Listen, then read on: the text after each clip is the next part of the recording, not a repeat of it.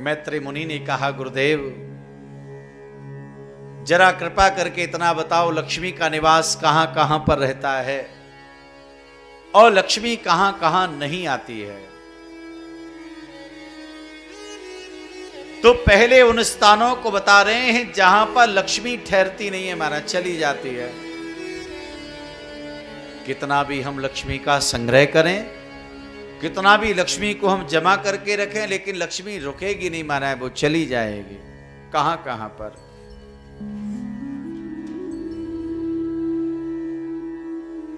लिखा यहां पर,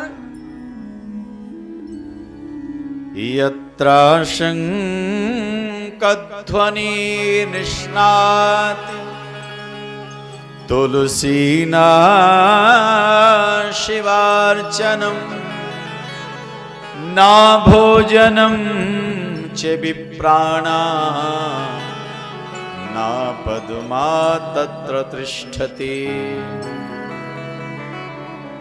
जिस घर में शंख ध्वनि नहीं होती, लक्ष्मी वहां पर चली जाती है, नहीं रहती महाराज। जहां तुलसी का निवास नहीं है, जिस घर में भगवान महादेव की पूजा नहीं है, जिस घर में ब्राह्मणों को भोजन नहीं कराया जाता है, वहां पर लक्ष्मी बिल्कुल निवास नहीं करती महाराज, नहीं रहती है वहां पर। और कहा, मैं उन लोगों के लिए कहना चाहूंगा जो कहते हैं महाराज उनसे कहो ना कि भैया तुम व्रत कर लो, उपवास कर लो, तो वो कहते नहीं हमको तो भूखा नहीं रहा जाता, उनके लिए कहना चाहूंगा।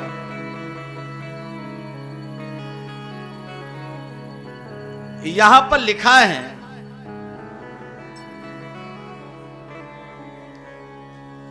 मम जन्मदिने बापी याति श्रीस्तो गृहादपि मदभक्तहीनो यो मूढ़ो भुक्तो यो हरिवासरे। भगवान स्वयं अपनी वाणी से महाराज ब्रह्मा जी को बताया, पाराशर मुनि मैत्री मुनि को बता रहे हैं। भगवान कहते हैं एकादशी के दिन और जन्माष्टमी के दिन, अगर इन 2 दिन जो कोई अन्न ग्रहण करता है, उसके घर से लक्ष्मी सदैव त्याग करके चली जाती है महाराज।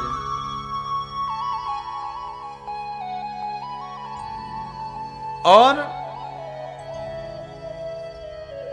इसलिए भैया व्रत अवश्य ही करना चाहिए। एकादशी का व्रत तो बहुत श्रेष्ठ है, अद्भुत है महाराज। कहते हैं कि हर जीव मात्र में अन्न में दोष है, एकादशी के दिन जितने दोष हैं वो अन्न में आ जाते हैं। इसलिए भैया अन्न को निषेध बताया है, एकादशी को त्याग करें, जन्माष्टमी के दिन त्याग करें, और जो जो व्रत हैं संभव हो सके उन दिनों भी अन्न का त्याग करें। लेकिन जन्माष्टमी और एकादशी 2 दिन तो अवश्य ही महाराज व्रत रखना ही चाहिए, करना चाहिए।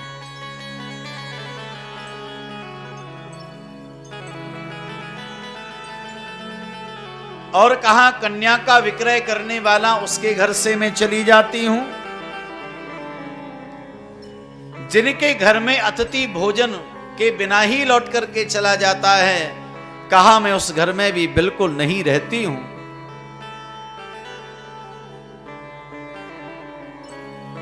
और कहा,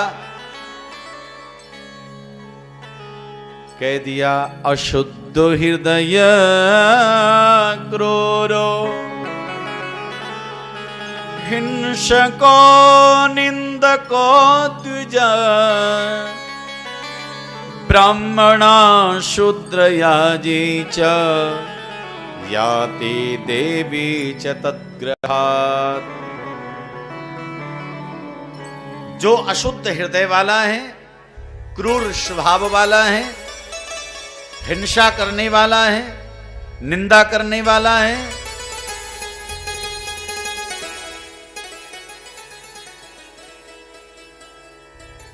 तो कहा वहां पर लक्ष्मी नहीं रहती, वहां से लक्ष्मी चली जाती है महाराज। और कहा कुछ दोष मानवों में प्राय होते हैं महाराज, आपने अनुभव किया होगा, देखा होगा, उनके घर में भी लक्ष्मी नहीं रहती है। कौन कौन से दोष? नृत प्रयोजनम तृण, जो बिना कारण के आपने देखा होगा कोई कोई तिनके तिनके तोड़ते रहते हैं महाराज, एक स्थान पर बैठ गए और अपने नखों से तिनके ही तोड़ते रहेंगे। लक्ष्मी उनके ग्रह को भी त्याग देती है महाराज। और किन्हीं को आपने देखा होगा तृणम छिंदंती नकस्तैवा, किन्हीं को देखा होगा अपने नख के द्वारा, हाथ के उंगली के नख के द्वारा, पैर की उंगली के नख के द्वारा जो पृथ्वी का भेदन करते हैं, माता लक्ष्मी उनके घर को भी त्याग देती है। ये दोष हैं भैया मानवों के, तिनके तिनके करना महाराज, अपने हाथों से पैर से भूमि को खोदना, ये दोष है। और सूर्योदयोदयो भुक्ता दिवा वापी च ब्राह्मण, बहुत अच्छी बात बताई, बताया कि जो निराशावादी है, अरे क्या करना है, अरे क्या होगा, जो निराशावादी है महाराज लक्ष्मी उनको भी त्याग देती है। आशावादी होना चाहिए, विश्वास रखना चाहिए, ऐसा होगा, हम करेंगे, ये होकर के ही रहेगा, ऐसा भाव रहता है तो अच्छी बात है। यहां पर लिखा है जो निराशावादी हैं लक्ष्मी माता उनके घर को भी त्याग देती है महाराज। जो सूर्योदय के समय भोजन करता है और सूर्यास्त के समय भोजन करता है, लक्ष्मी उनके घर को भी त्याग देती हैं। इसलिए बताया सूर्योदय और सूर्यास्त के समय भोजन कदापि नहीं करना चाहिए, रोग आते हैं शरीर में। जो दिन में सोता है उसको भी लक्ष्मी त्याग देती है महाराज, दिन का शयन भी निषेध है। सूर्योदय के समय, सूर्यास्त के समय दिन में शयन करना ये महाराज अशुभ माना जाता है। लक्ष्मी उनके घर को भी त्याग देती है जो दिन में सोता है। और महाराज कहा यहां पर जो अल्प ज्ञानी व्यक्ति अपने भीगे हुए पैरों से, जो भीगे हुए पैरों से या वस्त्रों को त्याग करके जो शयन करता है, मां लक्ष्मी ने भी कहा है और भगवान नारायण भी कहते हैं वहां लक्ष्मी कदापि नहीं रुकती और के घर को त्याग देती है महाराज।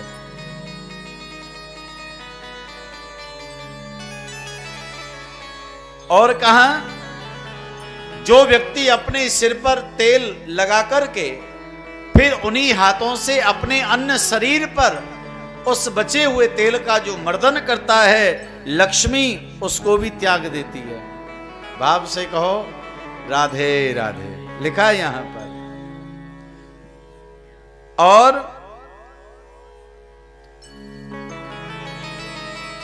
इसलिए भैया अच्छी बात है, भैया हमारे तबला का वादन कर रहे हैं। एक बात और यहां पर लिखी है, कौन सी? जो व्यक्ति अपनी गोद में लेकर के वाद्य यंत्र बजाता है, लक्ष्मी उसको भी त्याग देती है महाराज। तो बहुत से लोगों को देखा होगा महाराज गले इत्यादि में लगा करके ढोलक इत्यादि का वादन करते हैं और भी अनेक प्रकार के इंस्ट्रूमेंटों को लेकर। तो यहां पर अपनी गोद में वाद्य यंत्र को लेकर के जो वादन करता है, लक्ष्मी उसको भी त्याग देती है। जो ब्राह्मण व्रत उपवास संध्या और विष्णु भक्ति से हीन है, लक्ष्मी उसको भी त्याग देती है। जो ब्राह्मणों की निंदा करता है, ब्राह्मणों से द्वेष करता है, जीवों की हिंसा करता है, उसको भी लक्ष्मी त्याग देती है महाराज।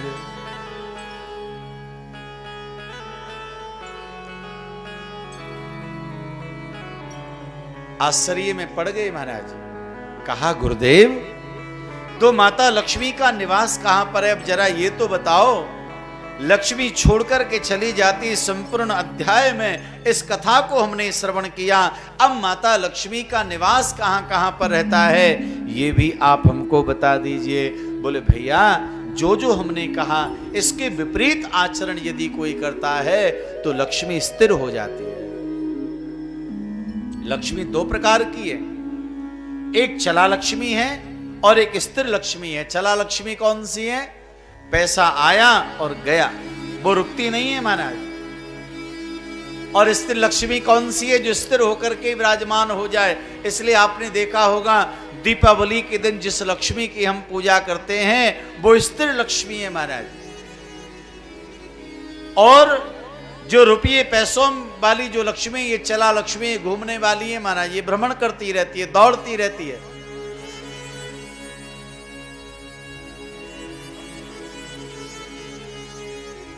तो कह दिया जहां पर शंख ध्वनि होती है, तुलसी शालिग्राम की पूजा होती है, वहां पर लक्ष्मी सदैव निवास करती है। यत्र यत्र हरेरचा हरेरत कीर्तनम तथा तत्र तिष्ठन्ति सा देवी सर्वमंगल मंगला। जहां जहां पर हरि चर्चा होती है, गोविंद का नाम उच्चारण होता है, वहां लक्ष्मी दौड़ दौड़ करके आती है महाराज। क्योंकि जहां पर भगवान की पूजा हो, भगवान की अर्चना हो, तो लक्ष्मी तो भगवान के चरणों की दासी है। जहां हरि चर्चा होगी वहां पर माता लक्ष्मी को आना ही पड़ेगा।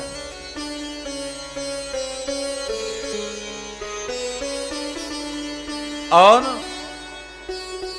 जहां भगवान महादेव की पूजा होती है, शिवलिंग की पूजा होती है, दुर्गा पूजन होता है, ब्राह्मणों की सेवा और पूजा होती है, वहां पर लक्ष्मी सदैव सानंद महाराज विराजमान रहकर के दिव्य आशीष प्रदान करती है। माता लक्ष्मी वहां पर रहती है।